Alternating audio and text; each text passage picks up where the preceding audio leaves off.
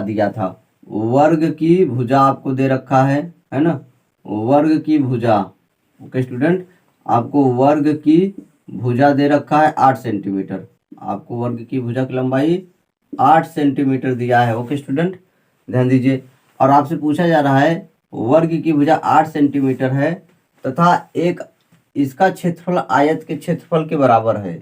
इसका क्षेत्रफल, वर्ग का क्षेत्रफल आयत के क्षेत्रफल के बराबर है, और जबकि आयत की लंबाई दे रखा है आपको, आयत की लंबाई दिया है 16 सेंटीमीटर। ओके स्टूडेंट, तो आयत की चौड़ाई पूछा गया है, आयत की चौड़ाई पूछा गया है।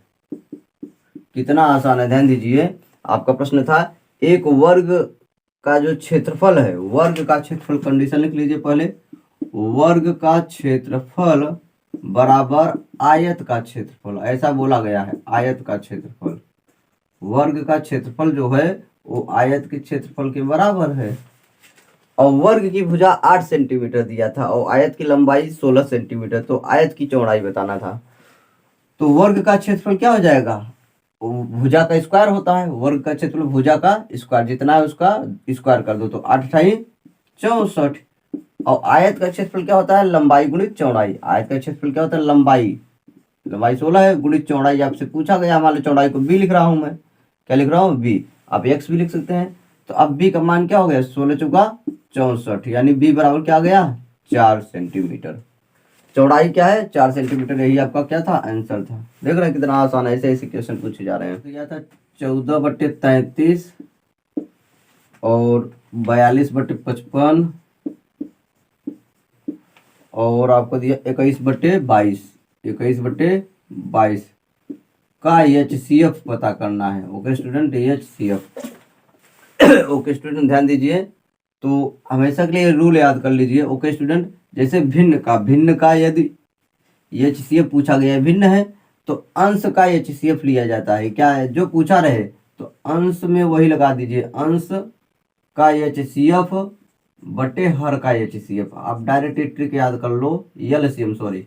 ओके, यदि किसी भिन्न का LCM HCF पूछा गया, तो HCF, जो HCF पूछा गया तो ऊपर का HCF नीचे का LCM, ये नियम है। भिन्न का HCF निकालने का तरीका क्या है, ऊपर वाले का HCF है तो ऊपर HCF है और नीचे तब LCM हो जाएगा। यदि यही क्या कह देता है, LCM निकालना है, LCM निकालना, तो ऊपर वालों का LCM निकालते, नीचे वाले का HCF निकालते। जो निकालना रहे वो अंश का निकालेंगे, फिर हर में उसका उल्टा नहीं, HCF के साथ में LCM हो जाता है। ठीक है, तो ऊपर वाले का HCF तो नीचे वाले का LCM, और LCM पूछा गया तो ऊपर वाले का LCM नीचे वाले का HCF। ओके, तो समझ पा रहे हैं आप।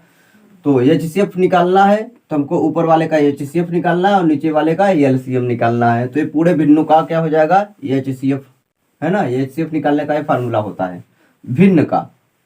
तो देखिए, इसको पूरा हल करने की जरूरत नहीं है, केवल आप HCF निकाल लीजिए, आपका ऐसा विकल्प दिया था। ओके स्टूडेंट, ध्यान दीजिए।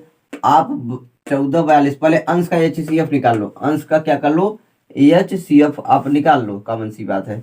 तो क्या हो जाएगा आपका 14/42 तो HCF निकालना बहुत आसान है। इन तीनों संख्याओं को काटने वाली बड़ी से बड़ी संख्या ढूंढिए। HCF क्या होता है, वह बड़ी से बड़ी संख्या होती है जो सभी संख्याओं को काट दे। मसप, HCF मतलब मसप क्या होती है, वह बड़ी से बड़ी संख्या होती है जो तीनों संख्याओं के या जितनी भी संख्या है सबको काट दे।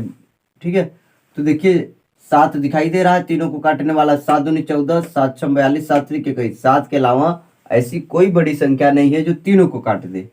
मतलब बहुत सारी संख्या है जो इनको काट देंगी, लेकिन क्या है, लगभग मतलब सबसे बड़ी संख्या, सबसे बड़ी संख्या आप ऐसा समझ लीजिए। समझ पा रहे, 7 दूनी 14, 7 6 42, 7 3 21। तो आपका ऊपर HCF क्या हो गया, 7 हो गया डायरेक्ट।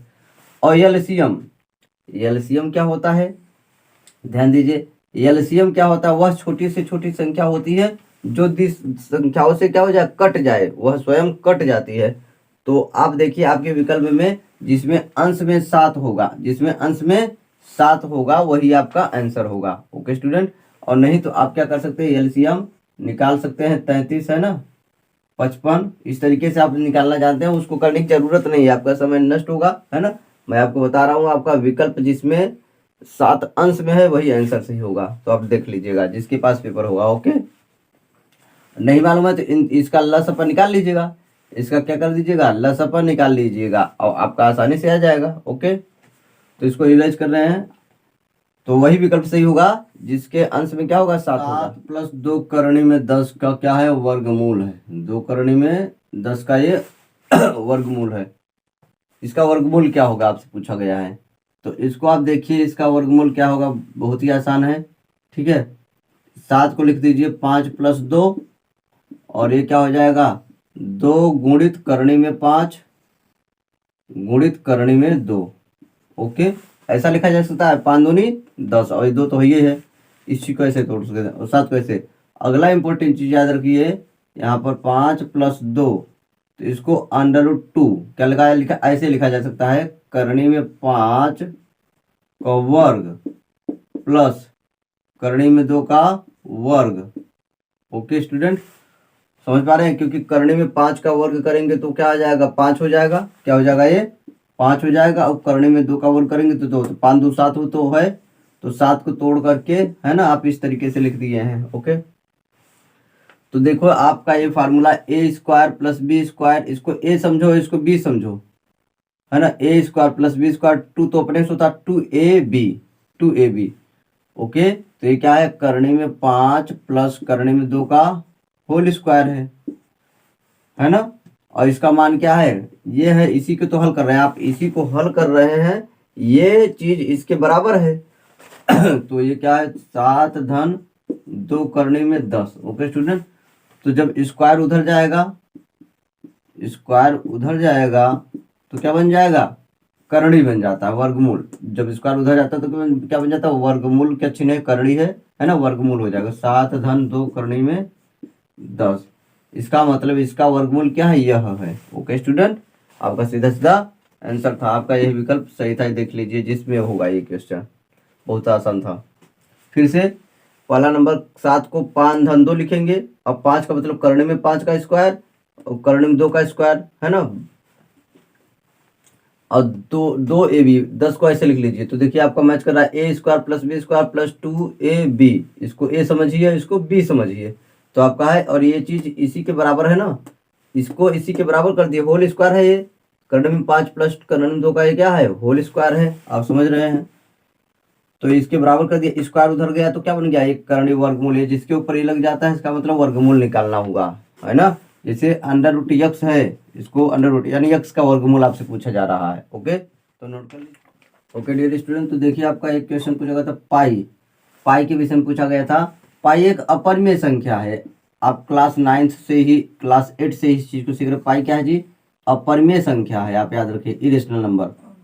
पाई अपरिमेय संख्या है, सीधा सीधा पूछा गया था पाई क्या है, 4 विकल्प दिए गए थे, तो उसमें आपको पता होना चाहिए पाई क्या है, अपरिमेय संख्या है, यही आप याद रख लीजिए। ओके स्टूडेंट, पाई एक अपरिमेय संख्या है। ओके स्टूडेंट, आपका एक क्वेश्चन था इस तरीके से, अब देखिए क्वेश्चन नंबर हो सकता है, ठीक है, मिस्टेक हो तो उससे नहीं घबराइए, 97 कर दीजिए, है ना इसको। चलिए, आपका अगला क्वेश्चन था, आपसे पूछा गया था, ये तो हो गया पाई एक अपरिमेय संख्या है। अगला क्वेश्चन है, आप ध्यान दीजिए, आपका क्वेश्चन था क्रय मूल्य, किसी वस्तु का जो क्रय मूल्य है विक्रय मूल्य का 3/2 गुना है।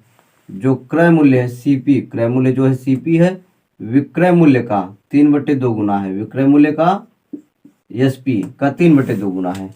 क्रय मूल्य विक्रय मूल्य का 3/2 गुना के बराबर है, कॉमन सी बात है। तो हानि प्रतिशत होगा कि लाभ प्रतिशत होगा, आपसे पूछा गया कितना।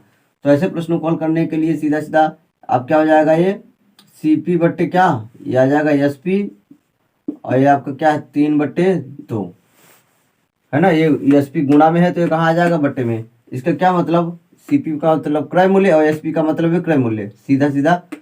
तो क्रय मूल्य कितना होता है, 3 रुपया में खरीद करके उसको 2 रुपये में बेचा जा रहा है, तो हानि कितने का होगा, 1 रुपये का होगा।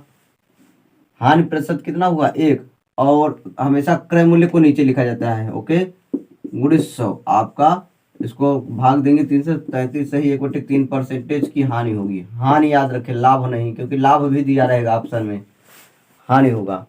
ओके, ऐसे प्रश्नों को हल करने के लिए तुरंत का तुरंत आप इस ट्रिक का अपना सकते हैं ना। ऐसा जो कर रहा है दोनों को बराबर कर दीजिए और एसपी इधर ले आ दीजिए, है ना, 3/2। इसका मतलब 3, सीपी का मान 3 और एसपी का मान 2। 3 रुपये में खरीदा, 2 रुपये में बेचा, 1 रुपये का घाटा हुआ 1। और बट्टे में हमेशा सीपी लिखा जाएगा। प्रॉफिट परसेंटेज या लॉस, हानि और लाभ हमेशा किस पर निकाला जाता है? क्रय मूल्य पर। किस पर निकाला जाता है? क्रय मूल्य पर निकाला जाता है। गुणित 100। इसको हल करने पर क्या आएगा? 33 सही, 1/3 की हानि हो रही है। ओके।